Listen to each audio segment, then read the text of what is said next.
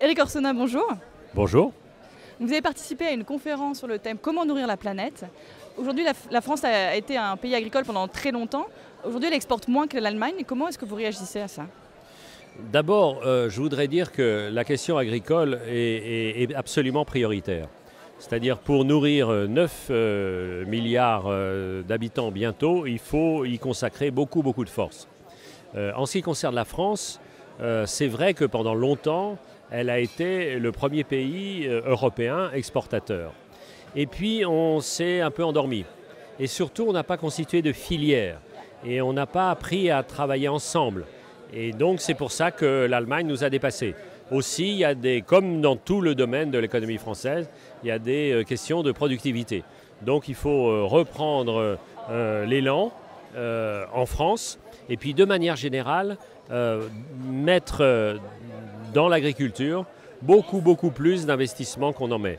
Quand vous voyez l'aide publique au développement, vous vous rendez compte que pas plus de 5% de l'aide au développement est consacrée à l'agriculture. Alors que tout dollar, c'est même maintenant la Banque mondiale qui le dit, tout dollar investi dans l'agriculture a comme double impact, premièrement, de diminuer la pauvreté des gens les plus misérables, et ce sont souvent des agriculteurs, et aussi d'aider au développement des pays. Donc les agriculteurs français sont dans une situation très difficile avec le produit de leur travail qui sont vendus de moins en moins cher. Quelles sont les conséquences alors de ce... Il faut réfléchir un peu partout dans le monde à la position des agriculteurs. Parce que si on écrase la tête des agriculteurs, les agriculteurs vont en ville. Une fois qu'ils sont en ville, ils deviennent des citadins. Et donc pour éviter les émeutes, on va devoir offrir aux citadins des produits agricoles de moins en moins chers. Donc de moins en moins rémunérer les agriculteurs qui seront tentés à aller en ville, etc. Donc c'est un cercle vicieux. Et la reconsidération, au sens de considérer, de respecter la place des agriculteurs dans la société, est française et mondiale, est clé. Quand vous vous rendez compte que, pour toutes sortes de raisons, notamment les guerres, mais pas seulement, parmi les 1 milliard d'êtres humains qui ne mangent pas à leur faim, 1 milliard, la plus grande majorité, ce sont des agriculteurs.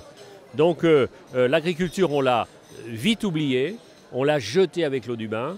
On s'est préoccupé d'autres domaines de l'industrie, alors que de l'économie, alors que c'est évidemment central. Qu'est-ce qu'on fait sans possibilité de se nourrir? Vous dites aussi que les agriculteurs sont méprisés. Il n'y a pas une nouvelle relation qui se crée maintenant entre les citadins, justement les agriculteurs, en essayant de recréer un contact direct avec les agriculteurs? Alors, c'est des contacts directs, mais tout ça est sympathique et pourquoi pas? Et il y a, quand on connaît les questions de l'agriculture, il y a une loi claire, c'est qu'il n'y a pas une seule agriculture. Il n'y a pas une agriculture bio, il n'y a pas une agriculture avec des circuits locaux. Il y a un peu toutes les agricultures en même temps. Encore une fois, il va falloir qu'en 15 ou 20 ans, on double la production agricole, Donc il faut mobiliser toutes les forces, et notamment la recherche, et notamment évoquer, voir si on décidera de le faire ou non, mais en tout cas ça ne doit pas être un tabou, les recherches sur les organismes génétiquement modifiés. Éric Orsona, je vous remercie. Mais c'est moi, et sur ce thème, je pense que nous nous verrons souvent, ce qui pour moi est une bonne nouvelle.